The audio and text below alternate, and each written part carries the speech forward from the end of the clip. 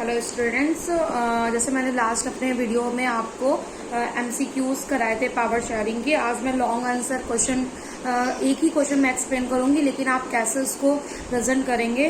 Compare the situation of Belgium and Sri Lanka considering their location, size and cultural aspect. इस question में आपसे श्रीलंका और Belgium की location, size, population, area wise सब चीजें पूछी गई हैं इसमें। और तो आपको क्या करना है, देखो लिखते तो सभी हैं बट आपको पैराग्राफ में नहीं लिखना है, आपको पूरा बॉक्स बना लेना है। और बॉक्स बनाने के बाद एक साइड पे आपको बेल्जियम लिखना है और एक साइड पे आपको श्रीलंका लिखना है। और फिर आपको heading wise size, locations, populations and cultural aspect आपको सारी चीजें उसमें मेंशन करनी है। अगर आपने मेरे ऐसे ही वीडियो नॉर्मली ऐसे हंसते खेलते हुए भी देखा है तो आप उसमें लिख सकते हैं। जैसे आपकी ये बुक में भी है कि जो आपका बेल्जियम है, बेल्जियम तो आप जहां भी पढ़ते हो सबसे पहले आपको वर्ड मैप वहां पे लगा लेना है, क्योंकि आपको धीरे धीरे सभी कंट्रीज की लोकेशंस पता चल जाएगी। तो जैसे आपका ये बेल्जियम है तो बेल्जियम आपका यूरोप में है। और फिर आप इसको हल्का सा देखो बनाना बहुत टफ नहीं है। बच्चे बोलने लगते हैं कि मैम कैसे मैप बनाएंगे, बट कुछ भी मैप पे नहीं है। आप हल्का हल्का ऐसे करके और सेंटर पे आप ब्रुसेल्स, उसमें एग्जैक्ट सेंटर नहीं है, फिर भी आप अगर बना के आते हो तो उसमें एग्जामिनर आपको अच्छे ही मार्क्स देता है।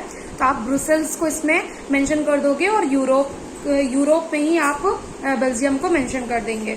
उसके बाद आता है आप एशिया में रहते हो और एशिया आपको पता है कि इंडिया के साउदर्न पार्ट में आपका श्रीलंका है, तो आप श्रीलंका को भी ऐसे करके मेंशन कर दोगे।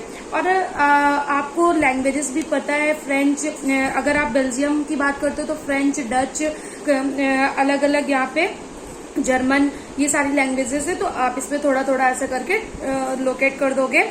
और जब आप श्रीलंका की बात करोगे तो आप सिंगली, इंडियन तमिल और तमिल क्रिश्चियन, इसमें इंग्लिश, हर एक थोड़ा थोड़ा चीजें इसमें मेंशन कर दोगे। रिलीजन भी मेंशन कर देना और लैंग्वेजेस भी मेंशन कर देना।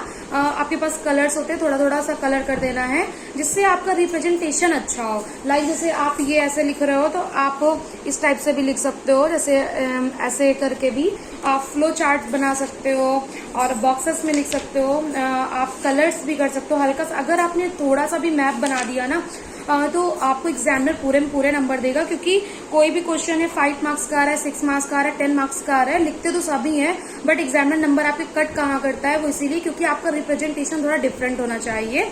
तो आपको मैंने ये सारी चीजें इसमें बता दी है। और हाँ, आप सबसे लास्ट में कंक्लूजन में लिख देंगे सक्सेसफुल डेमोक्रेसी इन बेल्जियम। और जो श्रीलंका में था, Sri Lanka democracy is not success because there government is discriminated between languages and religion. तो आप ऐसे उसमें लिख दोगे तो एग्जामिनर, क्योंकि इतनी सारी कॉपीज चेक करनी होती, बस उसे एक पढ़ के सभी बच्चे आए, 1 साल पूरा बच्चों ने पढ़ा है। और जब आप नर्सरी टू 10th का एग्जाम देने जाते हैं तो आपके पास 12 साल का टाइम होता है, 12-13 साल का। तो उसमें क्या है कि एग्जामिनर को पता है कि आप पढ़ के ही आ रहे हो, बट आपकी एक ऐसा प्लस पॉइंट ढूंढते हैं जो बच्चे टॉप करते हैं। Thank you.